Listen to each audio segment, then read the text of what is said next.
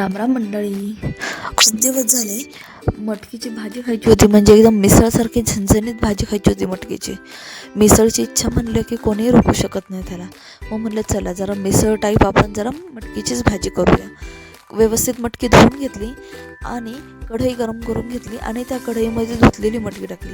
ती ओलसर असते म्हणून त्याच्यात काही न टाकता मटकी कोरडी करून घेतली आणि त्याच्यानंतर थोडंसं पळीभर तेल टाकलं आणि त्याच्यामध्ये हळद टाकून मस्त मिक्स केलं. नंतर ते साईडला काढून कढईमध्ये तेल मस्त तापवून घेतलं कडकडीत आणि त्याच्यामध्ये मोहरीची फोडणी टाकली. जोपर्यंत मोहरीला प्रॉपर फोडणी बसत नाही, म्हणजे ती तडतडत नाही, तोपर्यंत भाजीला टेस्ट येत नाही. सो तिला एकदम मस्त कडकडून द्यायची. त्यानंतर मग त्याच्यामध्ये जिरं टाकायचं आणि कढीपत्ता टाकायचा. कढीपत्त्याशिवाय तो मिसळ अशक्यच आहे. मग कांदा घेतला, कांदा चिरून टाकला. काय काय जण टमॅटोही टाकतात, तर तुम्ही टमॅटोही ॲड करू शकता तुमच्या याच्यावर, पण मला कांदाच आवडतो म्हणून मी कांदा हे केला. तो लालसर होऊन दिला आणि त्याच्यात थोडं मीठ टाकलं, लाल तिखट टाकलं, म्हणजे आमचा घरचा मसाला तयार केलेला तो लाल तिखट टाकलं आणि त्यानंतर धना पावडर टाकून मस्त हलवून घेतलं. नंतर आलं, लसूण, मिरची, कोथिंबीर, थोडासा कढीपत्ता, फरसबी, कांदा आणि थोडंसं टमॅटो, थोडं कांदा टमॅटो टाकायचं.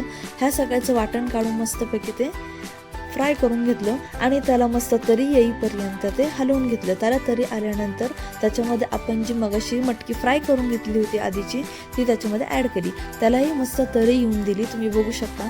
आणि त्याच्यामध्ये आपल्याला जेवढं पाहिजे तेवढं पाणी टाकून घेतलं. आता मिसळ म्हणली की ती थोडीशी तरीदार आणि एकदम अशी पातळ आणि एकदम छान अशी लागली पाहिजे, म्हणून मग मला जेवढं पातळ हवं आहे मी तेवढं ते करून घेतलं. कोथिंबीर टाकून घेतली, कोथिंबीरनी गार्निश करून घेतलं आणि मस्तपैकी उकळी यायला ठेवलं. उकळी पण नुसती साधीसुधी येऊन द्यायची नाही, एकदम खळखळ उकळी येऊन द्यायची, तर त्याला तरी सुटते. मग काय वरून तडका देणारच. तेल गरम करून घेतलं आणि त्याच्यामध्ये लसणाच्या 4 पाकळ्या टाकल्या. थोड्याच ठेचायच्या, जास्त ठेचायच्या नाही.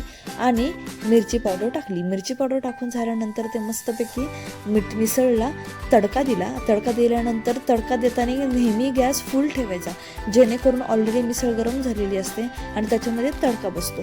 मग प्रॉपर तडका बसल्यावरच ती टेस्ट लागते. जर गॅस बारीक असेल, उकळी नसेल आली मिसळला किंवा कुठल्याही भाजीला, दाल तडक्याला, तर त्याला टेस्ट लागत नाही. म्हणून गॅस मोठाच ठेवायचा असतो, फुल गॅस ठेवायचा असतो. मग परत छान उकळी येऊन दिली तडका दिल्यानंतर आणि ही आपली रेडी आहे.